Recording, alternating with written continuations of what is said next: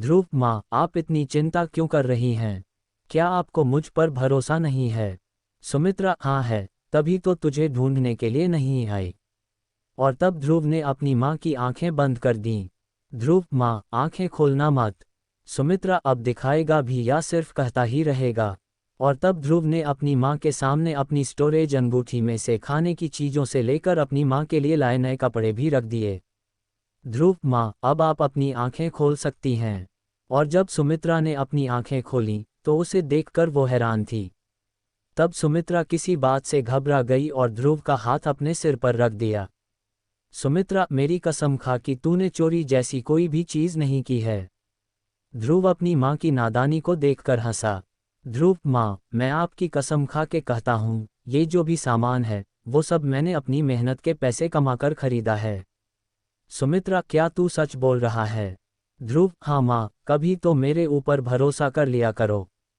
और तब ध्रुव ने सुबह से लेकर शाम तक की सारी बात बता दी, पर ध्रुव ने दोपहर की बात नहीं बताई और न ही शाम के वक्त श्रीनिवास से जो बात हुई वो भी नहीं बताई।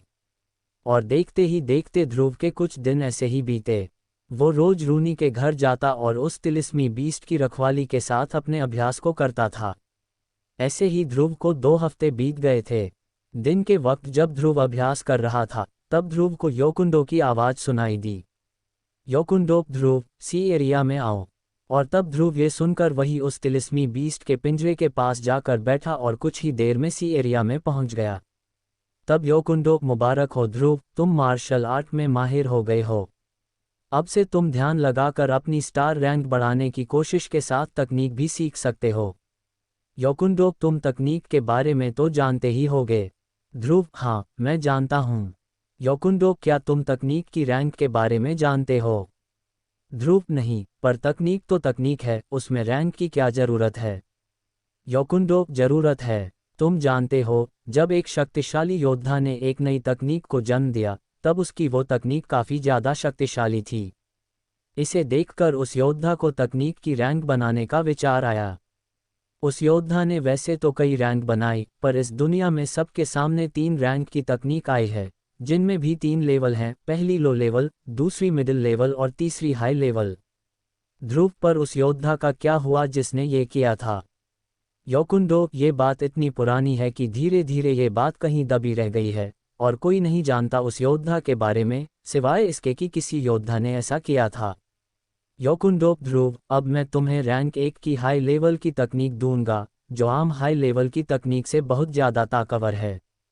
ध्रुव, उस तकनीक का क्या नाम है? योकुंडो, ध्रुव, उस तकनीक का नाम है सक्शन फोर्स तकनीक। ध्रुव, सक्शन फोर्स तकनीक, आखिर ये तकनीक काम कैसे करती है? तभी ध्रुव के सी एरिया में पीली रोशनी दिखने लगी, जिसने फिर ध्रुव का रूप ले लिया। उस पीली रोशनी के सामने ही एक रोशनी से बना योद्धा था, जिस पर पीली रोशनी से बने ध्रुव ने सक्शन फोर्स तकनीक का इस्तेमाल करते हुए योद्धा को अपने पास खींचना शुरू कर दिया। तभी वो रोशनी टुकड़ों में बदलकर ध्रुव के अंदर समा गई। योकुंडो, इससे आगे का तो तुम समझ ही गए होंगे। ध्रुव, अब बताओ, क्या तुम्हें ये तकनीक पसंद आई? ध्रुव, हाँ, ये काफ़ी अच्छी तकनीक मालूम हो रही है।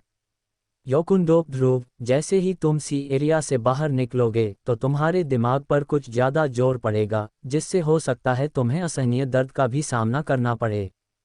पर तुम्हें उसे सहते हुए तकनीक की जानकारी हासिल करनी है। ध्रुव, मैं आपकी बात समझ गया हूँ। ध्रुव जैसे ही अपने सी एरिया से बाहर निकला तो उसे वहीं बैठे हुए ही असहनीय दर्द होना शुरू हो गया। ऐसा होते ही ध्रुव दर्द को सहते हुए, ध्रुव, मुझे पता नहीं था कि ये दर्द इतनी जल्दी शुरू हो जाएगा और ये अभी भी बढ़ता क्यों जा रहा है। अगर ये ज़्यादा बढ़ गया तो मेरा सिर फट जाएगा। ध्रुव को इस दर्द से बेहोशी आने लगी थी। योकुंडो, ध्रुव, मुझे पता है, अभी तुम मेरी बात पर ध्यान नहीं दे पा रहे हो, पर कोशिश करो मेरी बात पर ध्यान देने की। और तब ध्रुव ने जैसे तैसे उनकी बात पर ध्यान देना शुरू किया। योकुंडो, चाहे कुछ भी हो जाए, बेहोश मत होना, वरना शायद तुम कभी उठ पाओ। दरअसल ध्रुव जिस दर्द का सामना इस वक्त कर रहा था वो बहुत ही ज़्यादा था। वो दर्द इतना खतरनाक था कि ध्रुव के आसपास क्या हो रहा है और उसे उसके अंदर से कौन आवाज़ दे रहा है वो भी नहीं सुनाई दे रहा था। वो तो योकुंडो ने जैसे तैसे अपनी आवाज़ ध्रुव तक पहुंचाई थी। इधर जैसे ही उस तिलिस्मी बीस्ट ने ध्रुव को यूं सिर पकड़ते हुए देखा तो वो पिंजरे से ही दहाड़ने लगा। पर वो खास तरह का पिंजरा था जिससे उस तिलिस्मी बीस्ट की आवाज़ बाहर तक नहीं जा रही थी, और न ही कोई ऐसा था जो वहां पर आता हो जिससे ध्रुव को मदद मिल सके। ध्रुव का दर्द इतना बढ़ गया था कि वो सिर पकड़कर ही जमीन पर लेट गया।